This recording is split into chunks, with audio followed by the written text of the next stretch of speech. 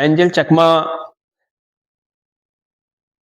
का तो नाम आप सबने सुना ही होगा। विगत 26 दिसंबर को हॉस्पिटल में उनकी मृत्यु हो गई। वो देहरादून के एक मैनेजमेंट कॉलेज में एमबीए की पढ़ाई कर रहे थे। उनके पिता बीएसएफ में हैं। तिरपुरा के रहने वाले एंजल चकमा अपने छोटे भाई के साथ देहरादून में बड़े सपनों के साथ आए थे कि मैनेजमेंट की पढ़ाई पढ़कर अपने परिवार, अपने क्षेत्र, अपने समाज का नाम रोशन करेंगे। पर देश के नफरती माहौल ने एक एंजल चकमा की जान ले ली। 9 दिसंबर को उनको चाकुओं से गोद-गोद कर उनकी हत्या करने का प्रयास किया गया, जो 26 दिसंबर को हॉस्पिटल में अपना दम तोड़ दिया। उनको चाइनीज कह के बुलाया गया, उनको चिकना कह के चिढ़ाया गया, मोमोज कहा गया, बार-बार उन पे चाइनीज होने का आरोप लगाया गया। वो बार-बार कहते रहे कि मैं एक हिंदुस्तानी हूँ, फिर भी नफरती लोगों ने उस एंजल चकमा की जान ले ली। एक दूसरी घटना 17 दिसंबर को केरला में घटी, जब राम नारायण बघेल को लोगों ने पीट-पीट कर बांग्लादेशी कह के उनके ऊपर आरोप लगाया गया और उनकी जान ले ली गई। छत्तीसगढ़ के रहने वाले राम नारायण बघेल केरला के पलक्कड़ में अपने काम के गरज से गए थे और कुछ नफरती लोगों ने उन पे बांग्लादेशी होने का आरोप लगाया और उनको पीट-पीट कर उनकी जान ले ली, जिनकी मृत्यु थाने के अंदर हुई। हम देश को किस दिशा में लेके जाना चाहते हैं? कभी किसी को बांग्लादेशी कह के पीट दिया जाए, कभी किसी को कश्मीरी कह के पीट दिया जाए, कभी किसी को मुसलमान कह के मार दिया जाए, कभी किसी को दलित होने के नाते उसे मारा जाए, किसी को पिछड़े होने की सजा दी जाए, अगर कोई आदिवासी है तो उसे पीट-पीट कर मार डालें, कभी किसी पंजाबी होने को उसको सजा दी जाए। हम कैसा देश बनाना चाहते हैं? हम देश को किस दिशा में लेके जाना चाहते हैं? आपको आदिवासी पसंद नहीं, आपको दलित पसंद नहीं, आपको बंगाली पसंद नहीं, आपको उत्तर पूर्वी लोग पसंद नहीं, आपको मुसलमान पसंद नहीं, आपको कश्मीरी पसंद नहीं, आपको मलयाली पसंद नहीं, आपको पंजाबी पसंद नहीं, तो फिर किसका ये देश बनाना चाहते हैं? किसके लिए ये देश है?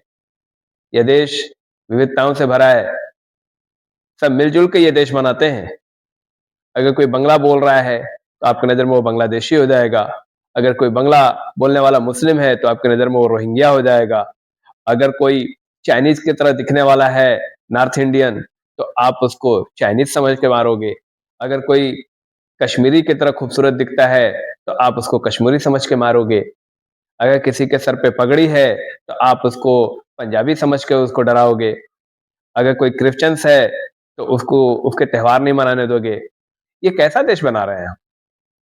ये नफ़रत की जो आंधी है, जो नफ़रत की ट्रेनिंग दी गई है लोगों को, ये नफ़रत कहाँ तक जाएगी? ये नफ़रत इस देश को बिल्कुल खत्म करके रख देगी।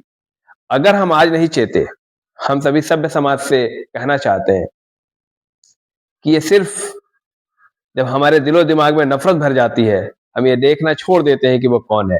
नफ़रत के लिए नफ़रत करने वाला एक टूल्स चाहिए। वो टूल्स उसको किसी रूप में मिल जाता है। कभी वो बांग्लादेशी के रूप में मिल जाता है, कभी वो चाइनीज़ के रूप में मिल जाता है, कभी कश्मीरी के रूप में मिल जाता है, कभी आदिवासी के रूप में मिल जाता है, कभी वो दलित के रूप में मिल जाता है, कभी वो मुसलमान हो जाता है। न जाने किन-किन रूपों में आप नफ़रत फैला रहे हैं। अगर सबसे आप नफ़रत ही करेंगे, तो भारत किसको हम भारत कहेंगे? भारत सबसे मिलके बना है। इस भारत के अंदर पंजाबी भी है, इस भारत के अंदर कश्मीरी भी है, इस भारत के अंदर बंगला बोलने वाला भी है, इस भारत के अंदर मलयाली बोलने वाला भी है, इस भारत के अंदर हिंदी बोलने वाला भी है, इस भारत के अंदर मुसलमान भी है, इस भारत के अंदर ईसाई भी है, इस भारत के अंदर सिख भी है, इस भारत के अंदर आदिवासी भी है, इस भारत के अंदर हर तरह के लोग हैं, ये सब जब मिलते हैं तब भारत बनता है। आप कैसा भारत सोचते हो? यही अखंड भारत है, जहाँ पे हम सिर्फ़ अपनी छोटी आइडेंटिटी को अपना भारत समझते हैं। सबके ऊपर जबरिया अभी 25 दिसंबर भारत में गया, हर लोग बड़े दिन को सेलिब्रेट करते हैं। वो हिंदू भी सेलिब्रेट करता है, मुसलमान भी सेलिब्रेट करता है, क्रिश्चियन तो करते ही हैं। पर आप त्योहार नहीं मनाने लगे। आप जिनको मारने पीटने जा रहे थे, क्या उसमें सिर्फ क्रिश्चियंस ही वो त्योहार मना रहे थे? बहुत सारे लोग हैं जो इस बड़े दिन को सेलिब्रेट कर, पर आप किसी को ऐसा नहीं करने दोगे। तो जो तो हम ये सोचें, आज ये सोचने का मरहला है, सोचने का समय है, सोचने का वक़्त है कि आज एंजल चकमा को मारा गया, उत्तराखंड के अंदर। एक राम नारायण को मारा गया, बांग्लादेशी समझ के केरला के अंदर। हम साउथ इंडिया में नहीं जा सकते, क्योंकि अगर कोई नॉर्थ इंडियन है, तो फिर वहाँ एक नफ़रत का माहौल धीरे-धीरे पनपेगा हमारे खिलाफ, और फिर वो इंडियन इस नॉर्थ इंडिया में नहीं आ सकता। कोई नॉर्थ ईस्ट का आदमी उत्तर प्रदेश नहीं आ सकता, कोई कश्मीर का आदमी उत्तर भारत नहीं आ सकता। ये कैसा देश बना रहे हैं हम? क्या यही हमारी एकता है? यही हमारी विविधता के साथ बना हुआ देश है हमारा? क्या यही संविधान की परिपाटी है कि पूरे देश को हम एक एक जो हमारी आइडेंटिटी है भारतीय होने की, उस आइडेंटिटी को हम खत्म कर रहे हैं? क्या हम ये आइडेंटिटी बनाना चाहते हैं किसी की कि एक आदमी कश्मीरी होगा, एक आदमी मलयाली होगा, एक आदमी बंगाली होगा, एक आदमी नॉर्थ इंडियन होगा, असामीज होगा, पंजाबी होगा, गुजराती होगा? क्या हमारी आइडेंटिटी ऐसे बनाना चाहते हैं आप? हमारी सिर्फ एक आइडेंटिटी है, जो भारतीय संविधान हमारी आइडेंटिटी देता है। हम सब भारतीय हैं, हम सब मिलके देश को बनाते हैं, हम सब मिलके देश को आगे ले जाना चाहते हैं। आज एंजल चकमा की हत्या की गई, क्या बीतता होगा उसके परिवार पे? क्या बीतता होगा उसके पिता पे, जो बीएसएफ में है, बॉर्डर पे खड़ा होके देश की सुरक्षा करता है, देश की रक्षा करता है, और देश के भीतर ही उसके बच्चे सुरक्षित नहीं है। एक छत्तीसगढ़ का आदमी केरला में कैसे जाने की हिम्मत करेगा, जब वहां पे एक राम नारायण बघेल बघेल की हत्या कर दी जाएगी? आप कैसे सोच सकोगे कि हम नॉर्थ इंडिया घूमने जाएंगे, जब आप नॉर्थ इंडियन को इधर उनकी हत्या करोगे? कैसे सोच सकोगे? आप क्या पंजाबियों को इधर हत्या करोगे और पंजाब में जाके आप सोचोगे हम सुरक्षित रहेंगे? कैसे संभव होगा ये देश के अंदर? क्या एक कश्मीर घूमने का सपना आपका कैसे पूरा होगा, जब कश्मीरियों को, जो भी कश्मीरी इधर पढ़ने आए या घूमने आए, तो आप उसकी हत्या करोगे? ऐसा देश तो नहीं था हमारा। अन्य देश की आजादी में लड़ने वाले जो हमारे वीर सपूत थे, चाहे भगत सिंह थे, गांधी जी थे, सुभाष चंद्र बोस थे, क्या उन्होंने ऐसा सोचा था कि भारत ऐसा होगा? भारत को ऐसा सपना देखा था उन्होंने? कितनी मुश्किलों के बाद ये देश का यूनिफिकेशन हुआ था। जब देश आजाद हुआ था, देश के अंदर 650 से ज्यादा रियासतें थीं। लौह पुरुष सरदार वल्लभ भाई पटेल की मेहनत से, जवाहरलाल नेहरू के विचारों से, गांधी जी की सोच से, भगत सिंह के त्याग से, उनकी कुर्बानियों से यह देश यूनिफिकेट हुआ, एक हुआ, सबको जोड़ा गया। कितनी मुश्किलों के साथ ये देश एक बना, एक यूनियन बनाया गया, ताकि सबको सम्मान मिले। सबको इस देश के अंदर उसको ऐसा फील होना चाहिए कि देश उसका है। भले वो अरुणाचल प्रदेश का रहने वाला हो, फिर भी वो केरला में जाके भी सोचे कि वो भारतीय है और उसे भारतीय होने का आभास होना चाहिए। एक केरेलियन को यूपी में आके उसे लगना चाहिए कि हम इसी भारत के अंदर हैं और ये देश भी हमारा है। जैसा हम केरला में रहते हैं, वैसे हम यूपी में रहते हैं। एक कश्मीरी को एक कश्मीरी को तमिलनाडु में जाके लगना चाहिए कि वो पूरी तरह से सुरक्षित है। एक पंजाबी को बंगाल में जाके लगना चाहिए कि वो पूरी तरह से सुरक्षित है। एक बंगाली को भारत के किसी भी हिस्से में जाके उसे लगना चाहिए कि वो सुरक्षित है। तब ये देश बनेगा, तब ये देश बनता है। और इन्हीं सपनों के साथ ये देश आजाद हुआ था। तब सब एक हुए थे, तब देश का संविधान बना था। संविधान क्या है? सभी भारतीयों का एक एग्रीमेंट है, सभी उस पे सहमत हैं। यहाँ इसी नियम से, इसी रूल रेगुलेशन से, इसी विधान से देश आगे बढ़ेगा और इसी विधान के साथ हम सब एक हैं। अगर हम इतनी एकता को तोड़ेंगे, तो फिर हम कैसा देश सोच रहे हैं? कैसा देश बनाना चाहते हैं? साथियों, बड़े विनम्र निवेदन है मेरा, गहराई से सोचिए।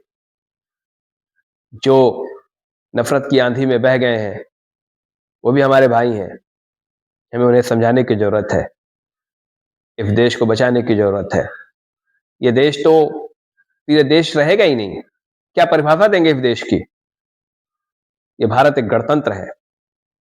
सब तरह के लोगों के मिल से बना है ये देश। हर तरह के लोग इसमें हैं, तब ये देश है। क्या एक तरह की विचारधारा, एक तरह के नजरिए वाले, एक तरह के सोचने वाले, एक तरह के धर्म के लोगों का ये देश होगा? ये भारत नहीं हो सकता। आप जिस भारत की परिकल्पना कर रहे हो, वो भारत हो ही नहीं सकता।